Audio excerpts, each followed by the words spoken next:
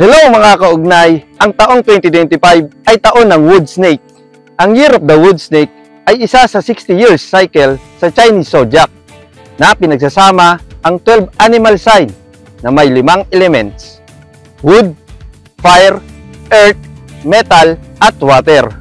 Ang huling taon ng wood snake ay 1965 at ang susunod ay ngayong taong 2025.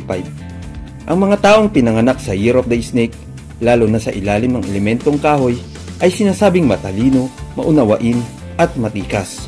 Alam nyo ba mga kaugnay na ang elementong kahoy ay nagdudulot ng mga karagdagang katangian ng pagkamalikhain, flexibility, at growth?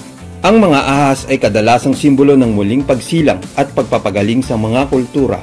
Ang elemento ng kahoy ay nagdaragdag ng pagkakaisa, katatagan, at paglaki sa kalikasan ng ahas. Ang mga taong pinanganak sa Year of the Snake ay sinasabing maarte at sensitibo na maaaring humantong sa kanilang pagiging pintor. Mahusay din umano silang makipag-usap at may mahusay na pag-unawa sa kalikasan ng tao na maaaring maging mabuting tagapayo.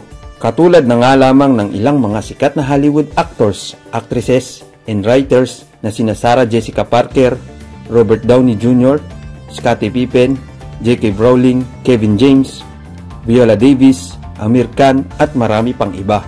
Ang kakayahan ng ahas na magpalit ng balat nito ay sumisimbolo sa pag-renew at personal growth. Ang taon ng wood snake ay sinasabing panahon para sa introspection at transformation.